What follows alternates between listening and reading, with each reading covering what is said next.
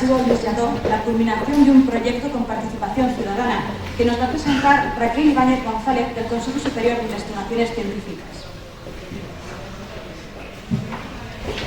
Buenos días. Lo primero que quiero es agradeceros a toda vuestra presencia y agradecer a la organización que haya aceptado nuestra propuesta titulada El Archivo Luis Lladó, la culminación de un proyecto con participación ciudadana, y que voy a presentar también en nombre de mis compañeras Rosa María Villalón, Esther Calle y Sonia Jiménez. Bueno, aquí tenemos un pequeñito índice de lo que os voy a contar y vamos a comenzar con esta fotografía, este autorretrato de Luis Lladó a través del espejo, y que creemos que sirve para empezar a conocer al personaje, y a lo largo de la exposición iremos desentrañando la figura del fotógrafo, su obra y la historia de su archivo. Bueno, pues Luis Lladó y Fábregas, había muy poquitos datos de su biografía, pero a medida que hemos ido trabajando con el archivo, hemos ido componiendo las piezas del puzzle. Pues nace en Barcelona el 17 de septiembre de 1874, cursó estudios en su ciudad natal, que ampliaría en París, y a su vuelta realizó diversas colaboraciones con el profesor Joan Bardina, de la Escuela de Maestros, y con el pintor Pablo Antonio Béjar. También fundó y dirigió la Escuela de Cervera, el Orfeón de Montserrat y el periódico La Voz de la Segarra, junto con Josep María Gené y Josep Agulló, que fue el primer periódico de Cervera en lengua catalana. Posteriormente se traslada a Madrid y en 1920 es nombrado oficialmente fotógrafo de la Escuela Superior de Arquitectura, cargo que ya ejercía desde 1918. Bueno, como destacado fotógrafo, trabajó con los arquitectos más importantes del momento, como Luis Gutiérrez Soto, Castro Fernández Sao, Rafael Bergamín, José Galnares o Antonio Palacios, con una técnica depurada que se movía paralela a las corrientes vanguardistas del momento.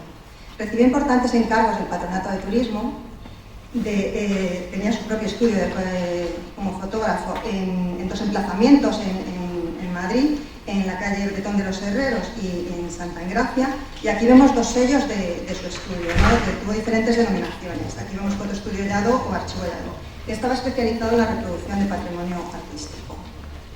Bueno, pues Luis Lladó fue un fotógrafo muy interesado en el arte y particularmente hábil en la captación de la especialidad arquitectónica. Prueba de esta repercusión es el artículo que en 1927 publicó La Esfera, que vemos ahí en la pantalla, cuando la fotografía es un arte, el ejemplo de Luis Lladó. Lo que nos da interés, nos da noticia del interés que despertó su obra en esos años.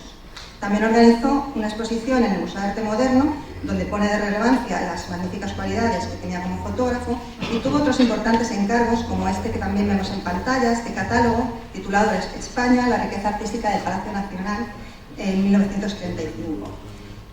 Bueno, que está escrito en 4 idiomas y con unas espléndidas fotografías, todo por el propio Luis Lladó.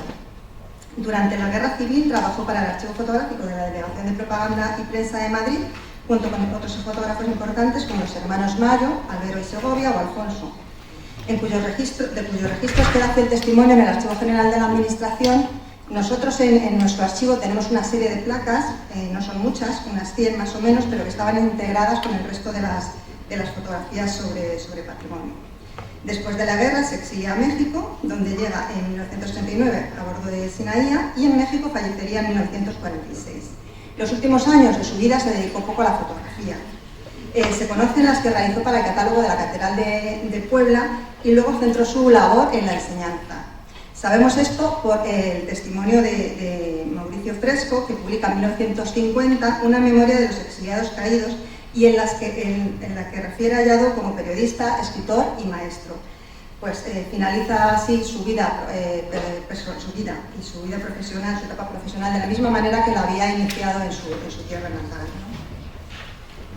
Bueno, aquí vemos algunos ejemplos de su obra, por ejemplo esta vista de Peñíscola que realizó para el Patronato Nacional de Turismo, la inauguración de la Exposición Iberoamericana de Sevilla en 1929, que también reprodujo, y luego fotografía de diferentes construcciones, como este edificio Metrópolis de Madrid, que vemos esta vista lateral, o el magnífico contrapicado de la presa de Salto del Jándula en Jaén, de Castro Fernández Sao. También retrató maravillosamente la construcción del Madrid moderno, ¿no? Que en esos años estaba en plena ebullición. Aquí vemos las imágenes de la construcción del metro, y al lado el famoso templete de Antonio Palacios, que recientemente se ha puesto una réplica en esa ubicación, y bueno, puesto que el original está en su pueblo natal, en Pontevedra, no en Porriño. También realizó fotografías de otro tipo, como estas de retrato que vemos, este grupo de gitanos del Albaicín, este retrato familiar de su amigo Pablo Antonio Béjar, o retratos que realizaba en su estudio. Y bueno, aquí os he traído también unas fotografías de esa maravillosa ciudad que nos acoge amablemente y que, porque Lladó además retrató prácticamente toda la geografía española. Bueno, sabéis que aquí vemos una imagen de la Plaza Mayor, de la Catedral o del Sepulcro de los Reyes de Navarra. Bueno, os voy a contar cómo llegó el archivo a nuestro centro. Pues los negativos de Luis Lladó ingresaron en 1934, entregados por la Comisaría General de Patrimonio Artístico Nacional al Instituto de Arte Diego Velázquez. Bueno, pues este instituto de CSIC, que estaba especializado en Historia del Arte, a su vez había heredado las funciones de las secciones de Arte y Arqueología del Centro de Estudios Históricos, con lo cual era un lugar muy adecuado para este tipo de documentación. Pues llegan 18 cajones de madera conteniendo placas fotográficas, tal y como se recoge en la documentación que vemos en pantalla, que es la documentación administrativa del Instituto Diego Velázquez. Y en ella se alude a que el señor Lladó ha cedido su archivo al Estado. Entendemos que esta cesión no fue lógicamente voluntaria, sino que fue consecuencia de su exilio a México. En los años posteriores hace un breve inventario y poco más. Bueno, estas cajas que vemos en la imagen son donde venían las placas, las cajas originales.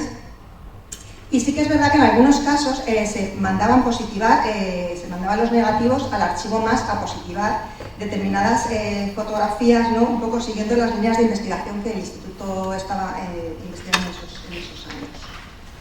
Bueno, y no sería ya hasta 2005, imaginaos, muchísimos años después, que se retoman estos trabajos, ¿no? Pues en 2005, con motivo del traslado que se iba a efectuar de la antigua sede que estaba en la calle Duque de Medinaceli a la actual sede en la que estamos ahora, pues se iniciaron los trabajos con todos los fondos y especialmente con los que eran más sensibles. Aquí vemos los trabajos que empezamos a hacer de limpieza de los negativos, acondicionamiento en estos sobres. Algunas tenían importantes deterioros, afortunadamente no muchas. Vemos ahí en las imágenes, ¿no? Pues los vidrios rotos o las emulsiones desprendidas.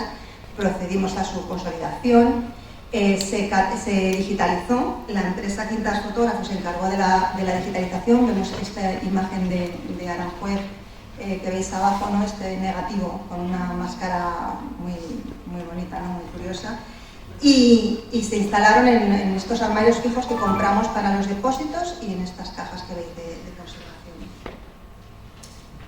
Bueno, y después procedimos a hacer la descripción. Se hizo una página web con la descripción general del fondo y luego describimos una a una las fotografías en el catálogo de la red de archivos la red de bibliotecas y archivos del CSIC. Bueno, aquí vemos un pantallazo de la plataforma que utiliza la red, que es Alma des Libris, y no teníamos muchos datos de las fotografías. Como he dicho antes, había un somero inventario que se hizo en los años 50 aproximadamente. Y en algunos casos ni siquiera venía identificación de los negativos, ponía no arte o sin interés, sobre todo en las que eran de arquitectura moderna, las que eran de industria, retratos o paisajes. Y entonces, bueno, pues tuvimos que ver un poco, identificar los campos que podíamos complementar y ver cómo identificar aquellas de las que no teníamos datos. Para ello nos apoyamos en las diversas fuentes documentales, sobre todo muchas publicaciones de la época, revistas de arquitectura, o en proyectos que sabíamos que había participado el fotógrafo, ¿no? Pues la construcción de la ciudad Jardín de Málaga, la compañía urbanizadora metropolitana, o por ejemplo la construcción del tercer depósito del canal de Isabel II. Bueno, en definitiva fuimos tirando de diferentes hilos, siguiendo su trayectoria, tratando de identificar las fotografías, pero en muchos casos nos quedaron pues prácticamente o bien sin identificar o bien con los datos básicos. Aquí vemos un pantallazo ya del registro en el catálogo y una vez terminada la descripción de estas 5.879 placas fotográficas de gelatinobromuro sobre vidrio, en su mayoría de 18 por 24 centímetros, pero también hay una parte de 13 por 18 y otros formatos más pequeños. Bueno, pues se publicó en Simur, que es el portal de fondos digitalizados del CSIC, y gracias a la ayuda de Unidad de Recursos para la Información, de Información Científica para la Investigación, la URICI, y en concreto con la persona responsable de esta área, Laura Donadeo. Bueno, pues se subió toda esta plataforma de Simur, que se puede consultar. Ahí vemos un poco la pantalla de presentación. Establecimos una serie de categorías para que los usuarios y las usuarias tuvieran más fácil, ¿no?, esa identificación, esa búsqueda por las fotografías, y se difundió por diferentes medios. Hicimos un vídeo de YouTube que vemos ahí en pantalla, en la que mi compañera Rosa y yo explicamos un poco cómo el proyecto, ¿no?, lo que se había hecho con el proyecto. Y a partir de ahí, pues tenemos que decir que se desató un poco la locura una vez se publicó en Simur. Porque es verdad que llevábamos años trabajando con investigadores e investigadoras de la universidad, sobre todo, con la Escuela Superior de Arquitectura, con el Museo ICO y con otras entidades, pero a partir de este punto en el cual se difunde al público, al gran público, es cuando empezamos a recibir este feedback que nos ha permitido culminar el trabajo de una manera bastante redonda. Y ahora, pues, como pone en la imagen dentro del vídeo, vamos a ver el vídeo donde lo explica.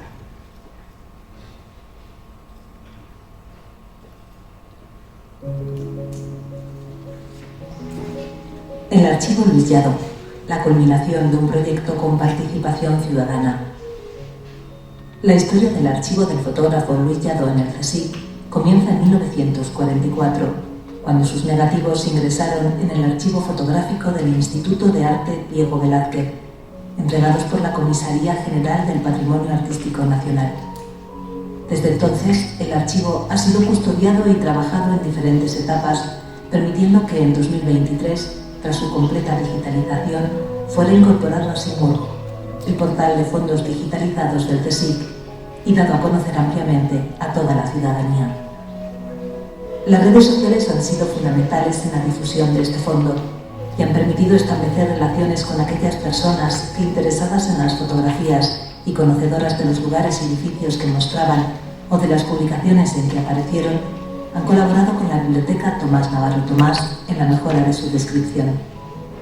Desde el momento de la publicación del archivo de Luis Lladó en Simur, hemos recibido un gran número de colaboraciones que han proporcionado cerca de 1000 modificaciones y sugerencias para mejorar las descripciones de estas fotografías.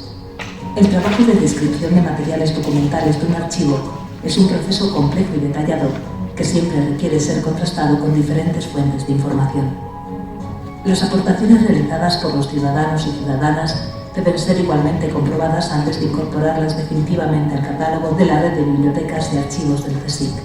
Una vez recibidas las propuestas de mejora, hemos ido comprobando una a una la pertinencia de las mismas.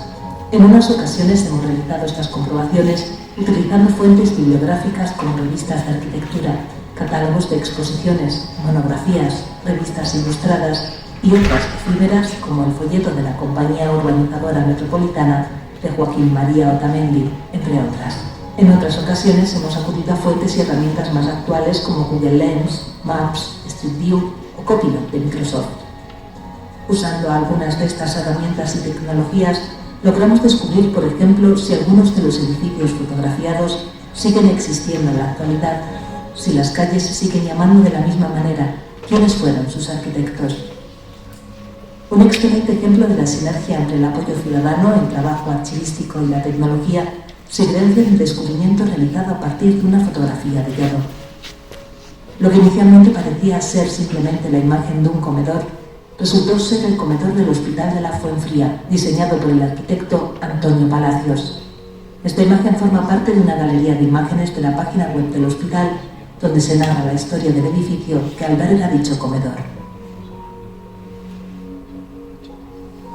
Las redes sociales han contribuido a incrementar exponencialmente la visibilidad de las fotografías del archivo Lladó, algo que agradecemos de veras. Pero para lograr que este archivo siga mejorando y la obra de Lladó se conserve y transmita adecuadamente, es imprescindible respetar su identidad, reconociendo su autoría y procedencia. Esta práctica ayudará a que otras muchas personas puedan disfrutar de estos materiales, verdaderas obras de arte, y conocer mejor la figura de este magnífico fotógrafo, perpetuando su legado. La colaboración ciudadana en proyectos de identificación y mejora de fondos fotográficos de archivos científicos es un claro ejemplo de los beneficios que este tipo de apoyo tiene para la ciencia y, a la vez, una maravillosa oportunidad de acercar a todos los públicos las colecciones patrimoniales del CSIC.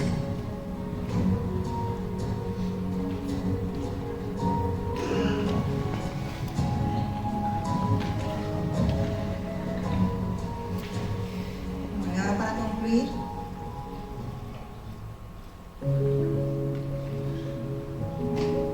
El Archivo Luis Llado, la culminación del proyecto con participación ciudadana. se ha quedado. ¿Voy yo al final o vale? Sí. Voy al final, ¿vale? Y ya Vale. cuento las conclusiones que hemos sacado de este proyecto. Perdón. Ahí. Bueno, pues ya para concluir brevemente, destacar los excelentes resultados que hemos obtenido a nivel tanto popular como de cara a la investigación. Hemos recibido mucho interés por parte de entidades públicas y privadas. Ha crecido sustancialmente la participación en exposiciones, es verdad que ya veníamos participando, pero ahora hay muchas más. He puesto aquí las más recientes, pero se han hecho muchas este año. Y también hemos pedido imágenes para reportajes en prensa y televisión, como este documental que he puesto aquí en pantalla. Es un documental experimental que se estrenará en 2025 sobre la ciudad de Madrid. Y también se han incrementado notablemente las consultas de investigación. Bueno, las desventajas, o por decirlo de alguna manera, pues un poco la dificultad, nos hemos encontrado con una dificultad tremenda para controlar el acceso y uso de las imágenes, sobre todo en las redes sociales. Porque es verdad que la comunidad investigadora tiene bastante claro cómo trabajar con las fuentes. En las redes sociales es difícil de controlar, lo que muchas veces lleva a que se distorsione la información. Además, este archivo todavía no es de dominio público, que también hay que tenerlo en cuenta. Por lo que creemos que es necesario buscar un equilibrio para la explotación del patrimonio documental en esta era de la información en que vivimos, ¿no? Bueno, sobre todo para que se utilice adecuadamente, para que llegue a todo el mundo y todos lo podemos disfrutar de la forma adecuada. Y para ello es importante pues, guiar a los usuarios y a las usuarias en el uso de las imágenes, porque la mayor parte de las veces las cosas no se hacen por mala voluntad, sino por desconocimiento. Entonces, creemos que, como habéis visto, por ejemplo, en el vídeo, ¿no? en la pantalla de Simur, en el apartado de condiciones y de acceso y uso, pues se da una serie de pautas, ¿no? para el uso de la documentación. Y bueno, lo más satisfactorio realmente ha sido ver la repercusión que ha tenido difundir este archivo en la sociedad y en la comunidad científica a la vez. Porque para nosotras es muy importante, al trabajar en un centro de investigación, que nuestro trabajo repercuta, ¿no? Recale en la sociedad. Y bueno, nosotros que en principio teníamos pensado con este archivo hacer un proyecto de crowdsourcing, pues al final no hemos tenido oportunidad, porque realmente de forma espontánea fue colgarlo en Simur y que todo el mundo, o sea, empezáramos a recibir, pues por un montón de medios, colaboración de los ciudadanos y gran interés, ¿no? Y eso yo creo que nos ayuda, nos impulsa a continuar haciendo esto con otros proyectos en el futuro. Y bueno, nada más, espero que os haya interesado y que luego podáis consultar y disfrutar de este patrimonio documental tan maravilloso que tenemos.